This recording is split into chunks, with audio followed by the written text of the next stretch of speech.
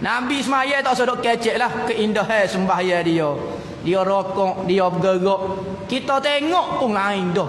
Supaya orang semaya lain dah. Kita tengok orang jenis tebal lah, orang jenis gapo. Seorang sahabat duk main janggut. Mungkin sahabat ni macam pok kita juga dari sudut baru masuk Islam pun ada baru gapo dia. Nyada lah. Hak tengah semaya duk main janggut. Lepas pada semaya Rasulullah tegur. Dia kata, wahai sahabat-sahabatku, kamu jangan menyangka aku seperti dirimu. Berarti ke mana? Duk belakang aku tak nampak. Mengingat aku ni nampak depan saja. Hak belakang aku tak nampak kau. Sesungguhnya aku melihat daripada pihak belakang sama seperti aku melihat pada sebelah depan. Ni kita nampak ni sebelah depan ni kita nampak Rasulullah sebelah belakang dia jauh lagu tu juga. Maka ulama hadis bahas mengenai hadis ni. Rasulullah ada butir mata ke duk bawah ni? Ada riwayat ulama kata Rasulullah ada butir mata kat belakang. Dah boleh tengok supah depan. Katanya ulama pendapat muktamad tak ada butir mata, tetapi tu letak sifat basar dipanggil. Sifat kemampuan melihat.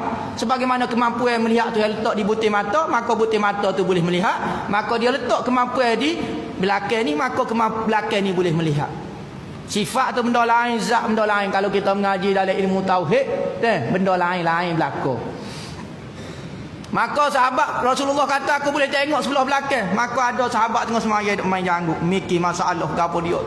Maka Rasulullah kata, Rasulullah kata, lau khasya'at qalbu hadzal rajuli la khasya'at jawarihu. Kalulah khasyuk hati lelaki saat ni, nescaya akan khasyuklah anggota dia. Kita tahu mana takut dia khasyuk, hati dia saja, tubuh dia saja bergerak, hati dia khasyuk. Nabi kata nahnu nahkum bizawahir wallahu yatawalla sarair. Kami menghukum ke benda zahir saja, hok nampak kelih saja. Allah yang mengurus ke benda-benda sarair, rahsia-rahsia. Hak zahir kita nampak dia tak khusyuk, hamba hukum secara zahir. Masalah hakikat demo, rahsia demo, khusyuk hak tu serah pada Allah, hamba tak boleh nak hukum ke. Sebab tu benda-benda kasyah ni tak diterima pakar dalam ilmu syariat. Tak boleh pakar. Misalnya seorang tu nampak orang tu berzina, tak boleh dia pergi pegang orang tu dia mau berzina. Orang tu wajib kena tanya, dia ada saksi tak 4 orang.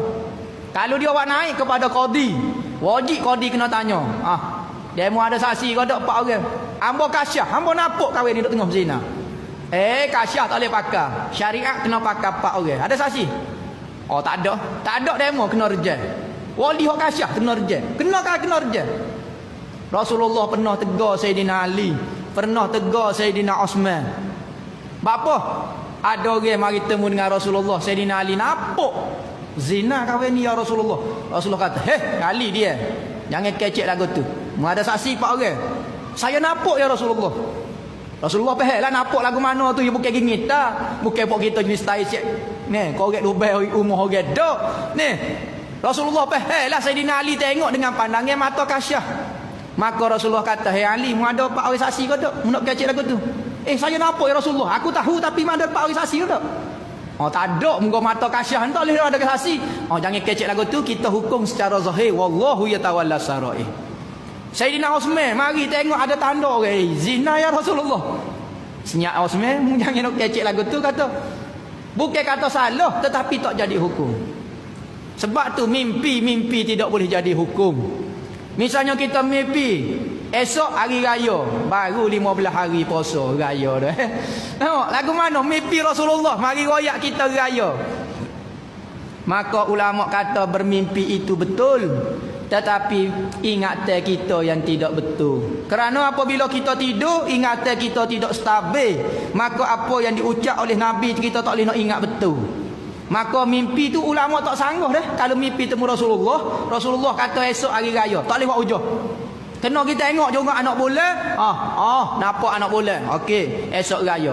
Tak nampak anak bola esok Rasulullah mari royak kat hamba. Rasulullah kau mari royak ke demo ke, hamba tak boleh nak hukum ke. Syariat tetap syariat, hakikat tetap hakikat. Maka bersemadilah hakikat di dalam sahaja, zahir mesti buat syariat. Kita tidak nafi benda-benda lagu tu, tetapi tak boleh campur dengan hukum syariat. Syariat perlu dipertahankan.